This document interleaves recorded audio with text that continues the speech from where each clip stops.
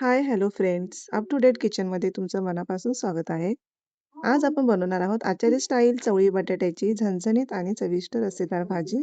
अगदी घरगुती पद्धतीने तयार होणारी ही भाजी पोळी, भाकरी किंवा भातासोबत खूपच छान लागते. चला तर मग सुरुवात करूया. इथे मी चवळी घेतली आहे 2 वाटी. ती स्वच्छ धुवून साधारण 7 ते 8 किंवा रात्रभर पाण्यात भिजत ठेवली होती. त्यामुळे चवळी छान फुगते, लवकर शिजते आणि चवी खूप छान लागते. आता ही भिजलेली चवळी आपण एका पातेल्यामध्ये घेत आहोत. त्यामध्ये आवश्यकतेनुसार पाणी घालून आणि त्यामध्ये थोडंसं मीठ घालून मी घेणार आहे. मीठ टाकल्याने मिठाची चव चवळीपर्यंत आतमध्ये जाते. तुम्ही ती चवळी कुकरमध्ये सुद्धा शिजवू शकता. आता आपण इथे मसाल्याची तयारी करूया. मसाला करून घेतल्यानंतर भाजी खूप चविष्ट लागते, म्हणून मसाला भाजूनच चवळीची भाजी करा. एक कांदा घेतला आहे उभा आकाराचा. तो कट करून घेतला आणि मी इथं भाजून घेत आहे कांदा. त्यामध्ये थोडंसं तेल टाकले आहे. कांदा गोल्डन रंगाचा होईपर्यंत भाजून घ्यायचा आहे. आपला कांदा भाजला गेला आहे. तो मी आता मिक्सरच्या जारमध्ये काढून घेत आहे. त्यानंतर 1 वाटी खोबरं घेतले होते मी. तो सुद्धा व्यवस्थित भाजून घेत आहे. दोन्ही साइडने आपला खोबरं व्यवस्थित भाजला गेला पाहिजे. पाहू शकता तुम्ही खोबऱ्याचा कलर चेंज झाला आहे. तो सुद्धा मी मिक्सरच्या जारमध्ये काढून घेते. आता हे सर्व मिश्रण थंड होईपर्यंत आपण इथं एक कढई घेऊया मोठी. कढईमध्ये 2 चम्मच मी तेल टाकले आहे. त्यामध्ये जिरे टाकले, मोहरी आणि काही खडे मसाले सुद्धा टाकत आहे. तेजपत्ता, दालचिनी आणि मोठी इलायची. त्याने आपल्या भाजीला स्वाद खूप छान येतो. आणि इथं फोडणीसाठी मी एक छोटा बारीक कट करून कांदा घेतले आहे. ते कांदा भाजेपर्यंत आपण इथं वाटणाची तयारी करून घ्या. मिक्सरमध्ये मी वाटण बारीक करून घेतले. आता इथे मी आलं, कोथिंबीर आणि लसणाची पेस्ट टाकली आहे. ती मी खलबत्त्यात बारीक करून घेतली होती.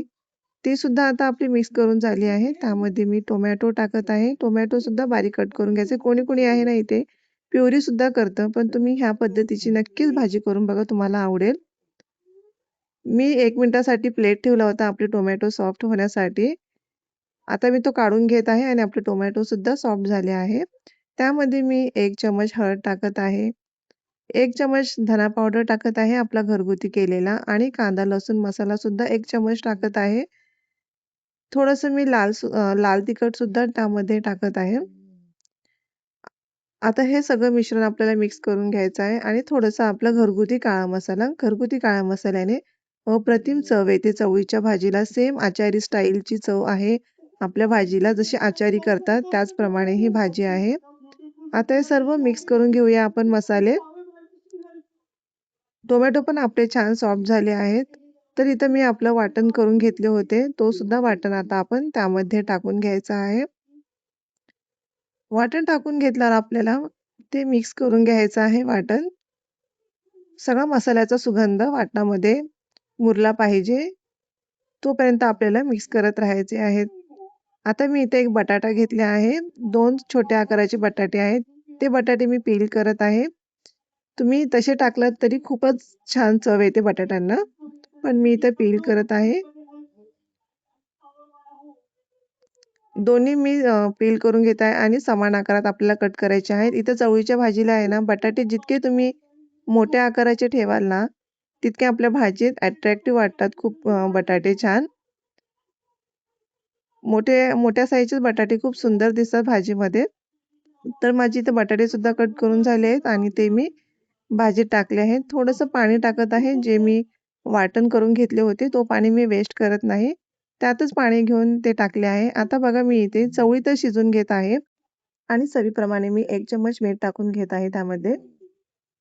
आता इथं चवळी टाकून घेत आहे मी बटाट्यांमध्ये. बटाटे पहिले शिजवून घेतले आहे, कारण की बटाट्यांसोबतच चवळी टाकली असती तर चवळी जास्तच आपली शिजली असती. त्यामुळे मी बटाटे शिजवून घेतल्यानंतर त्यामध्ये चवळी टाकली.